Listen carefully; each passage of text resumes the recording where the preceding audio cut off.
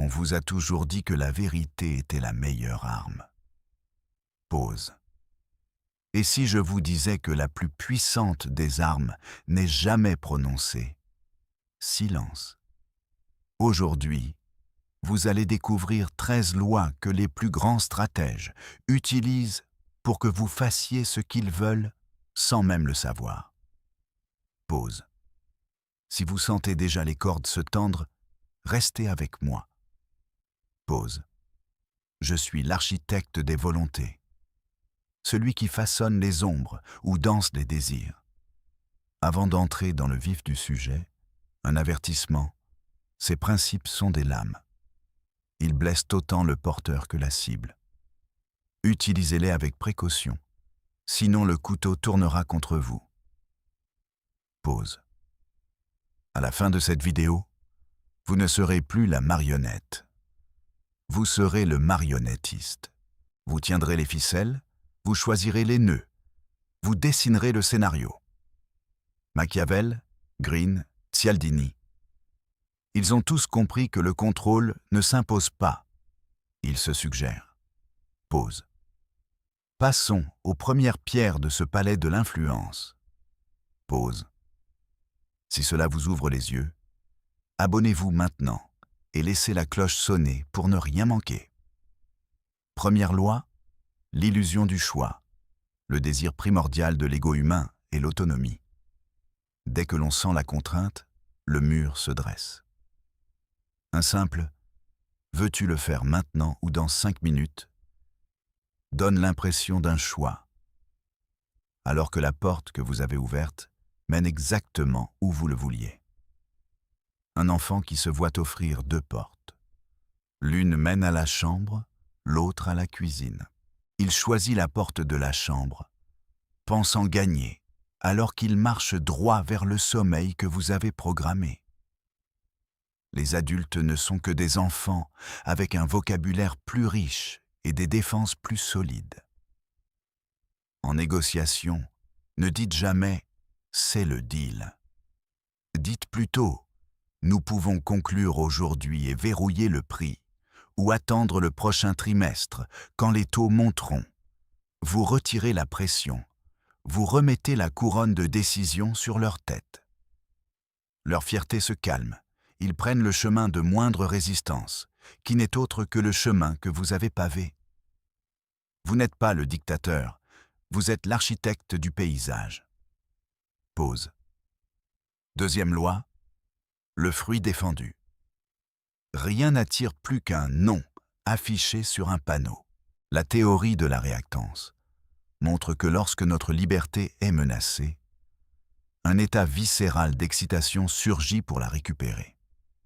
Ce qui est rare devient le désir. Vous voulez que quelqu'un s'obsède d'une idée? Ne la vendez pas, interdisez-la. Dites « ce cours est réservé aux experts, je doute que ça vous convienne ». Le non-dit devient le cri que l'on veut entendre. Vous vous placez derrière le rideau de velours et l'autre court après la lumière interdite. Vous n'êtes plus le vendeur, vous devenez le prix. Pause. Dites-moi, avez-vous déjà senti ce besoin de prouver que vous pouvez? Laissez-moi un commentaire. Je veux vraiment connaître votre expérience. Pause. Troisième loi, la surrender stratégique. La plupart se battent pour gagner. Le stratège perd temporairement pour gagner à long terme. Quand un adversaire obstiné vous attaque, ne défendez pas, acquiescez. Amplifiez son point jusqu'à l'absurde ou acceptez calmement son prémisse. Oui, mon plan est risqué. Peut-être devrions-nous rester tels que nous sommes. Vous déséquilibrez l'autre, il perd son ancrage. Il se retrouve à argumenter contre sa propre prudence. En relâchant la résistance, vous créez le vide que l'esprit veut combler, souvent en votre faveur. Vous ne conduisez plus la voiture, vous retirez les mains du volant et laissez la mécanique vous guider où vous le désirez. Pause. Quatrième loi. Le vide du silence. Nous vivons dans un monde de bruit, où chacun crie, explique, justifie le silence est devenu la denrée la plus chère. Chaque mot prononcé donne à l'autre des données à analyser, à critiquer, à démanteler. Le maître du silence parle peu, mais son absence pèse comme du plomb. Posez une question, recevez une demi-vérité, puis restez muet. Fixez le regard, laissez le vide s'étendre. L'esprit humain fuit le vide, il panique, il suppose que vous détenez un secret. Pour briser cette tension, il parlera, il révélera, il concédera, il cédera des concessions pour combler le silence. Le silence n'est pas vide, il est chargé. Apprenez à le laisser planer jusqu'à ce qu'il écrase la volonté de l'opposant. Pause. 5e loi. Le miroir du narcissisme. Chaque personne se voit comme le protagoniste de son propre film. Elle ne regarde pas vous, elle cherche son reflet. Pour influencer, ne combattez pas avec votre logique. Il est étranger à elle. Miroitez ses valeurs, ses mots, sa posture. Mais allez plus loin. Reflétez son idéal. Si quelqu'un se voit comme un leader audacieux, dites-lui « Je sais que vous êtes le genre de personne qui prend les décisions difficiles sans hésiter. » Vous le labellisez avec une qualité qu'il chérit. Il doit alors agir conformément à ce label pour préserver son ego. Il se sent reconnu, il se sent poussé à incarner cette image. Et vous avez gagné son adhésion. Pause. 6e loi. Le « vous ne pourriez probablement pas ». Challenge. Cette option nucléaire cible l'insécurité la plus profonde de l'ego, la compétence. Quand vous voulez que quelqu'un réalise une tâche difficile, ne suppliez pas, ne promettez pas de récompense, défiez sa capacité. J'ai besoin que ce projet soit finalisé. Mais honnêtement, je doute que votre équipe ait les ressources nécessaires. L'ego ne supporte pas l'idée d'être jugé incompétent. Il se précipite pour prouver le contraire, même au risque de se surmener. Faites-le subtilement, comme une préoccupation, et l'autre se sentira obligé de dépasser les limites pour réfuter votre doute. Pause. 7e loi. L'anxiété de la liberté. Kierkegaard disait que l'angoisse est le vertige de la liberté. On prétend vouloir une totale autonomie. Mais la vraie liberté est terrifiante. Dire « fais ce que tu veux, je m'en fiche » ne libère pas, cela paralyse. Dans une relation, celui qui impose un suivi constant montre sa faiblesse. Celui qui offre un espace sans condition montre son contrôle. En donnant une permission totale, vous retirez le frisson de l'interdit.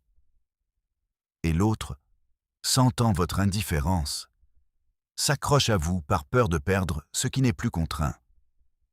Pause. 8e loi. La faiblesse fausse. Pause. Si ce que vous venez d'entendre résonne en vous, laissez un like, cela montre que ces idées vous parlent. Pause. Continuez à explorer ces principes, car chaque loi ouvre la porte à la suivante, et la maîtrise du jeu mental ne fait que commencer. La faiblesse fausse. Pause. Vous projetez une vulnérabilité calculée, comme un guerrier qui brandit son bouclier ouvert pour inviter l'adversaire à frapper. Vous laissez croire que vous êtes dépassé, que vous avez besoin d'aide, que vous êtes à la merci du hasard. Cette posture déclenche 2 réponses instinctives, la pitié et le désir de prendre le contrôle. L'autre se sent alors investi d'une mission. Il veut vous relever, vous soutenir, vous guider. Vous avez ainsi gagné son attention, son énergie, sans jamais révéler votre véritable force. La clé, c'est la précision. Vous ne devez jamais laisser la faiblesse devenir réelle, sinon le piège se renverse. Pause. Vous avez senti le frisson de cette dynamique? Lâchez un commentaire si vous avez déjà utilisé ce tour et partagez le résultat. 9e loi. le pessimisme constructif. Pause. Au lieu de promettre des sommets, vous semez le doute. Je crains que ce projet ne fonctionne pas. Les chances sont minces. Mais si nous persévérons, le cerveau humain, lorsqu'il anticipe un échec, mobilise ses ressources pour éviter la perte. Ainsi, en affichant une perspective négative, vous incitez l'autre à se dépasser, à prouver que le pessimisme était erroné. C'est le même principe que le sportif qui se regarde dans le miroir et se dit « Je ne suis pas assez bon », puis s'entraîne jusqu'à l'exceller. Vous créez une tension qui pousse à l'action, tout en gardant le contrôle du récit. Pause. Pensez à une fois où vous avez été motivé par la peur de l'échec. Faites-le nous savoir. Cela peut inspirer d'autres stratèges. 10e loi. L'idée implantée. Pause. Vous semez une graine dans l'esprit. Puis, vous vous retirez, laissant la plante pousser toute seule. Vous ne dites pas directement ce que vous voulez. Vous racontez une histoire, vous posez une question ouverte, vous évoquez une situation hypothétique. L'esprit humain a besoin de combler les vides. Il construit la suite logique. Ainsi, lorsque vous dites « Imaginez que vous ayez déjà la solution en main, que vous l'avez conçue vous-même », la personne se sentira propriétaire de l'idée, même si elle vient de vous. Cette technique, popularisée par les stratèges du cinéma, transforme le commandement en révélation intérieure. Vous avez planté l'idée, elle l'a arrosée, vous récoltez le fruit. Pause. Avez-vous déjà vu une idée germer sans que vous l'ayez explicitement donnée? Racontez votre anecdote. 11e loi, le principe du contraste. Pause. Vous créez un ancrage, puis vous le juxtaposez à une alternative plus spectaculaire ou plus modeste, selon ce que vous désirez. Le cerveau compare, il mesure, il choisit le point d'équilibre. Si vous proposez d'abord un prix élevé, puis un prix plus bas, le second apparaît comme une aubaine, même s'il reste au-dessus de la valeur réelle. Dans une négociation, vous pouvez d'abord présenter une concession majeure, puis, en retrait, offrir une petite concession qui sera perçue comme généreuse. Le contraste est votre illusion d'échelle. Il transforme la perception en allié. Pause. Testez-vous ce principe dans vos achats? Dites-nous ce qui vous a le plus surpris. 12e loi. L'incompétence contrôlée. Pause. Vous simulez une petite erreur, un oubli volontaire, afin de désarmer la vigilance de votre interlocuteur.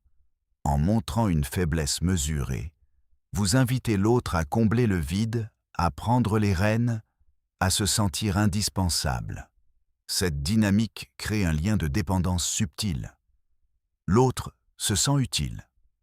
Vous vous placez en catalyseur de son succès. Mais attention, l'erreur doit rester mineure, sinon le respect s'érode. L'objectif n'est pas de paraître incompétent, mais de créer un espace où l'autre se surpasse pour compenser votre déficit. Pause. Vous avez déjà exploité une petite faille pour gagner la confiance? Partagez votre expérience. 13e loi. Le retrait. Pause. L'absence devient un aimant. Vous vous retirez, vous limitez votre disponibilité, vous laissez le vide. Le désir humain est intrinsèquement lié à la rareté. Ce qui disparaît suscite la quête. En créant une distance, vous déclenchez la peur de perdre, le besoin de sécuriser ce qui se fait rare. Le retrait s'applique à l'attention, aux réponses, aux ressources. Vous ne devez jamais être constamment présent, sinon vous perdez la valeur de votre présence. Un silence bien placé, une réponse différée, une porte fermée. Tout cela augmente le poids de votre retour. Pause. Notez-vous comment vous réagissez quand quelqu'un s'éloigne? Dites-nous dans les commentaires. Cela enrichira la discussion. Nous voici arrivés au terme de ce périple à travers les 13 lois qui, lorsqu'elles sont maniées avec discernement, transforment le jeu mental en une chorégraphie maîtrisée.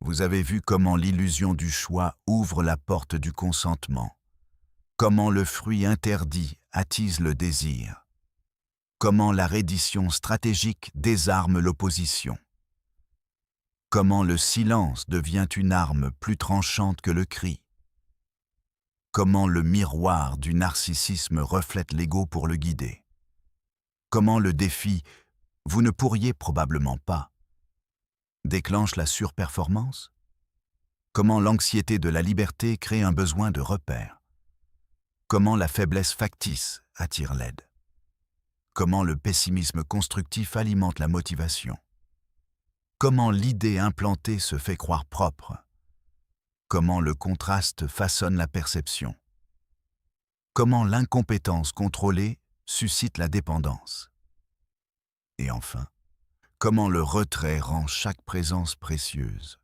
Pause. N'oubliez jamais le fil d'avertissement qui parcourt ce chemin. Ces principes sont des lames à double tranchant. Si vous les brandissez sans maîtriser vos propres émotions, ils reviendront vous frapper. Le vrai pouvoir réside dans l'équilibre entre la connaissance de ces mécanismes et l'éthique qui guide leur usage. Utilisez-les pour libérer votre potentiel, jamais pour piétiner la volonté d'autrui. Pause. Si ce voyage vous a ouvert les yeux, si vous sentez que les cordes se resserrent autour de vous, manifestez-le. Laissez un like. Cela montre que ces enseignements résonnent en vous. Pause. Abonnez-vous si vous désirez continuer à explorer les arcanes de la psychologie, à décortiquer les stratégies qui façonnent le pouvoir, à affiner votre art de l'influence. Pause. Et surtout, partagez cette vidéo avec ceux qui, comme vous, veulent sortir du rôle de marionnette pour devenir le maître des ficelles. Pause. Avant de conclure, je vous laisse avec une dernière réflexion. Le véritable maître ne cherche pas à imposer sa volonté, mais à faire naître le désir de la suivre. Il ne crie pas « faites comme je dis ». Il murmure « et si c'était votre idée ?» C'est là que réside la magie de la psychologie inversée. Pause. Réfléchissez à la façon dont vous pouvez appliquer, dès aujourd'hui, une de ces lois dans votre quotidien. Commencez petit, observez la réaction, ajustez le tir. Le chemin est long, mais chaque pas vous rapproche de la maîtrise. Pause. Merci d'avoir été présent. Merci d'avoir écouté. Et souvenez-vous, les ficelles sont invisibles, mais elles sont là. À très bientôt pour de nouvelles révélations. Pause. Laissez-vous glisser maintenant dans le silence qui suit le dernier accord, ce calme où chaque souffle devient une corde tendue, prête à vibrer au moindre geste. Imaginez que chaque loi que vous avez effleurée aujourd'hui est une clé de fer forgée dans le feu de l'histoire. Une clé qui ouvre non pas des portes, mais des esprits. Vous avez vu l'illusion du choix, le fruit défendu, la reddition stratégique, le vide du silence, le miroir du narcissisme, le défi « tu n'y arriveras pas », l'anxiété de la liberté, la faiblesse factice, le pessimisme constructif, l'idée implantée, le principe du contraste, l'incompétence contrôlée et le retrait. Chaque clé possède son propre mécanisme. Chaque mécanisme exige une main sûre, une intention claire. Prenons un instant pour sonder chaque mécanisme comme on examine le grain d'une lame. La première clé, l'illusion du choix, ne se limite pas à offrir deux options. Elle se nourrit de la perception que le choix est authentique. Si vous proposez à un collaborateur de décider entre un rapport terminé demain ou un rapport livré dans 2 jours, vous avez déjà orienté la décision vers le résultat que vous désirez. Le choix devient un leurre. Le cerveau, avide d'autonomie, se soumet volontairement. Testez-le ce soir. Face à votre partenaire, demandez-lui s'il préfère dîner à la maison ou à l'extérieur. Vous verrez que la réponse, même si elle semble anodine, vous guide subtilement vers le lieu où vous avez déjà préparé la surprise. Le fruit défendu, quant à lui, exploite la réaction de rebelle qui sommeille en chaque être. L'interdit agit comme un parfum qui attire les papilles de la curiosité. Un simple « c'est réservé aux initiés » peut transformer un simple produit en objet de convoitise. Vous avez déjà ressenti ce besoin irrésistible de prouver que vous n'êtes pas limité, que vous pouvez franchir les barrières. La prochaine fois que vous verrez une offre, édition limitée, notez la montée de l'envie, puis réfléchissez à comment vous pourriez inverser ce mécanisme pour pousser quelqu'un à accepter une proposition qu'il jugeait hors de portée. La reddition stratégique, c'est accepter le courant pour le détourner. En acceptant une objection, vous désarmez l'adversaire. Vous créez un espace où votre proposition peut se glisser sans heurts. Imaginez une négociation où vous dites « Je comprends que votre budget soit serré. Je vais réduire le scope. » Vous avez donné l'impression de perdre du terrain, mais vous avez ouvert la porte à une reconsidération du prix global. Cette loi fonctionne comme un vent qui pousse le feu à se propager dans la direction opposée à celle attendue. Le vide du silence. C'est le moment où vous laissez le vide parler. Un silence de 3 respirations peut faire ressortir les peurs cachées, les désirs inavoués. Dans une discussion, lorsque vous laissez le silence s'étirer, l'autre partie comblera le vide, souvent en révélant des informations précieuses. Testez-le lors d'une réunion. Après avoir posé votre question, ne répondez pas immédiatement. Laissez le silence s'étendre. Vous verrez la tension se transformer en révélation. Le miroir du narcissisme, c'est refléter le reflet que l'autre souhaite voir. Chaque personne possède une image idéalisée d'elle-même, et lorsqu'on la renvoie, elle s'aligne naturellement avec nos suggestions.